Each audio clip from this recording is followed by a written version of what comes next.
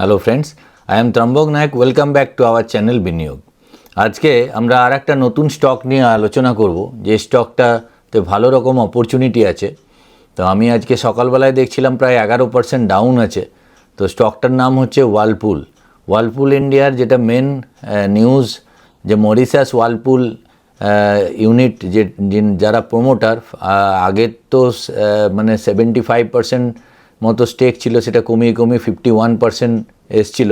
তারপরেও এখনও যেটা নিউজ আছে 7.4% স্টেক ডাইলিউট করছে, আরও স্টেক মানে বিক্রি করছে। এবং যেটা ফ্লোর প্রাইস 1030 টাকা লেভেলের ফ্লোর প্রাইস ডিসাইড হয়েছিল। তো সকালবেলায় এই বাল্ক ডিলটা হয়, যে কারণে প্রাইস 11% ফল হয়েছে। আমরা যদি নিউজের দিকে যাই, দেখি আপনাদের নিউজটা জাস্ট দেখাচ্ছি, যে এখানে Whirlpool India shares crack 13% as promoter likely sells 12% equity stake via block deal।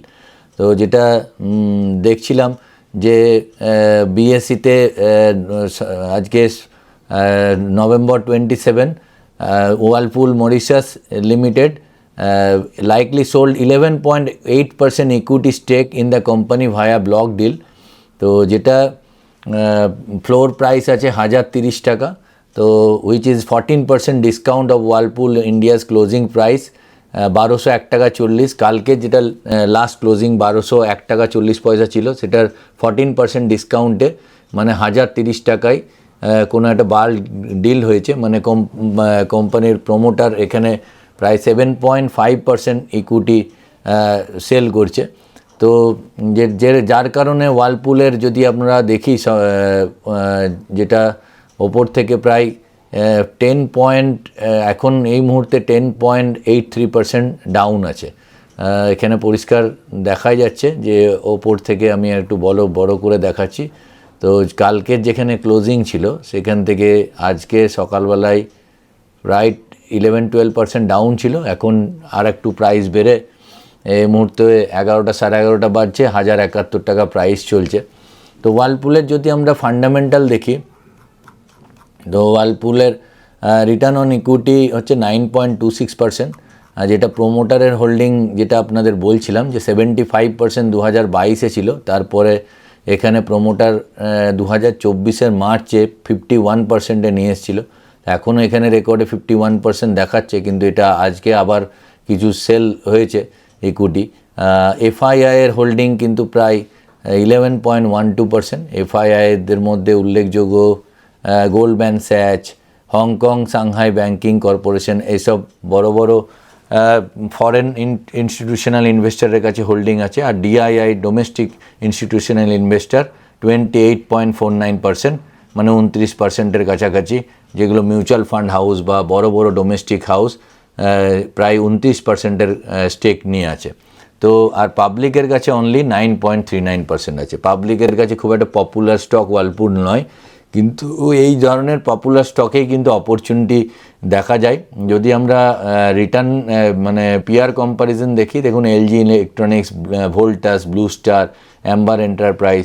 তো ওয়ালপুল অ্যাকচুয়ালি আমরা সবাই জানি করে কি, mainly washing machine, AC, fridge, এই ধরনের product, electronics product item manufacture করে, তৈরি করে।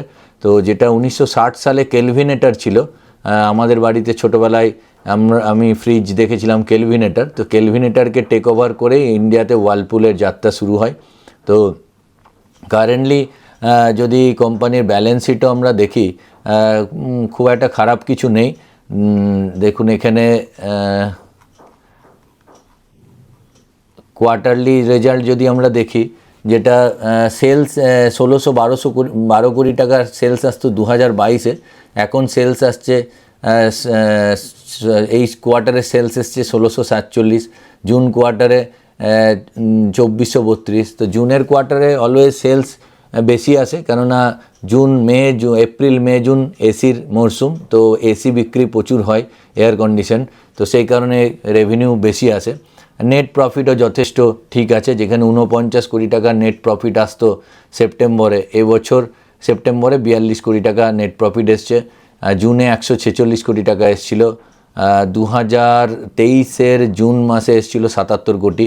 তো দিনকে দিন ইন্ডিয়াতে যেভাবে গরম বাড়ছে তাতে প্রত্যেক বাড়িতেই এসি আসতে শুরু করেছে। তো এই জাতীয় কোম্পানির লং টার্মের ভবিষ্যৎ খুবই ভালো। তো এই মুহূর্তে প্রফিট অ্যান্ড লস অ্যাকাউন্টেও যেখানে দেখছিলাম মার্চের 2018-তে 351 কোটি টাকা, অলমোস্ট সেম 352 কোটি টাকা লাস্ট ট্রেলিং 12 মান্থে নেট প্রফিট এসছে, ইকুয়াল আছে। কিন্তু স্টকের যদি আমরা চার্ট দেখি তাহলে ওপর থেকে যদি আমরা দেখি লাইফ টাইম হাই থেকে কিন্তু অনেকটাই পড়ে আছে। তো যেটা লাইফ টাইম হাই থেকে 2439 টাকা লাইফ টাইম হাই, সেখান থেকে প্রায় অনেকটাই ডাউন আছে। তো এই মুহূর্তে এইখানে যদি আমরা ওয়ার্লপুল নিতে পারি তো ডেফিনেটলি একটা ভালো গেন আসবে। তো এই মুহূর্তে যদি এইখান থেকে ওয়ার্লপুল কেউ কিনে লাইফ টাইম হাইয়ে বিক্রি করে তাহলে প্রায় 128%, মানে 130%-এর গেন অপরচুনিটি আছে। তো এত ধৈর্য রাখতে গেলে আপনাকে মোটামুটি 2-3 বছর বা 1.5-2 বছরের প্ল্যানিংয়ে ইনভেস্টমেন্ট করতে হবে। আর যদি খুবই শর্ট টার্মে আপনারা চাইছেন যে এখান থেকে শর্ট টার্মে কি আসতে পারে, তাহলে আমার ইমিডিয়েট টার্গেট হচ্ছে এখানে মোটামুটি এই 1208 টাকার লেভেলের, যেটা খুব তাড়াতাড়ির মধ্যেই আমার মনে হয় যে হয়তো চলে আসবে। তো এখানে 1208 টাকা লেভেলে যদি আমরা টার্গেটে এখানে সেট করি তো এটার অপরচুনিটি মোটামুটি একটা 12%, যেখান থেকে আজকে পড়েছে তো 12%-এর গেন চলে আসবে হয়তো 6-7 মাসের মধ্যে। তো এটা একান্তই আমার ব্যক্তিগত মত। আমার মনে হলো যে আজকে হঠাৎ করে এরকম একটা অপরচুনিটি পাওয়া গেছে, তো আমিও সকালবেলায় দেখছিলাম, তো আপনাদের সঙ্গে শেয়ার করলাম। তো এন্ড অফ দ্য ডেতে আপনি আপনার দিক থেকে রিসার্চ করে নেবেন। আমি বলছি বলেই আপনারা কিনবেন না, কেননা আপনার রিসার্চ অ্যানালিস্টের অ্যাডভাইজারি নিয়েই আপনি ইনভেস্টমেন্ট করবেন। প্রফিটও আপনার, লসও আপনার। আমি এই চ্যানেলে শুধু শেখাতে থাকছি, আর প্রত্যেক দিনই কোনো না কোনো স্টকের যদি অপরচুনিটি পাই তো আমি এই চ্যানেলে নিয়ে আসব। আর বিভিন্ন ধরনের ফাইন্যান্সিয়াল প্ল্যানিং এবং ইনভেস্টমেন্টেরও আলোচনা করব। তো কালকে আবার নতুন কোনো স্টক নিয়ে আমরা হাজির হব। আর একটা জিনিস আমি বলি যে কোনো স্টক কেনার আগে নিজে তো রিসার্চ করবেনই, আর যদি কিনেও থাকেন তাহলে কখনোই 5%-এর বেশি আপনি ইনভেস্টমেন্ট করবেন না বা ট্রেড করবেন না। মানে আপনার কাছে যদি 100 টাকা থাকে তাহলে অনলি 5 টাকাই ইনভেস্টমেন্ট করবেন। তো আজকের জন্য এটুকুই। চ্যানেলটা যদি সাবস্ক্রাইব না করে থাকেন প্লিজ সাবস্ক্রাইব করবেন আর একটা লাইক দেবেন। আর প্লিজ কমেন্টে জানাবেন যে আপনার যদি কোনো কোয়ারি থাকে। আমি চেষ্টা করি প্রত্যেক কমেন্টই পড়ার এবং কমেন্ট অনুযায়ী আমি ভিডিও করি। তো আমাকে অনেকে রিকোয়েস্ট করছিলেন যে স্টক মার্কেটের কিছু অপরচুনিটি থাকলে আপনি ভিডিওতে জানান, সেই কারণেই আমি এই সিরিজ চালু করেছি। তো পরের ভিডিওতে আবার দেখা হচ্ছে। জয় হিন্দ, জয় ভারত।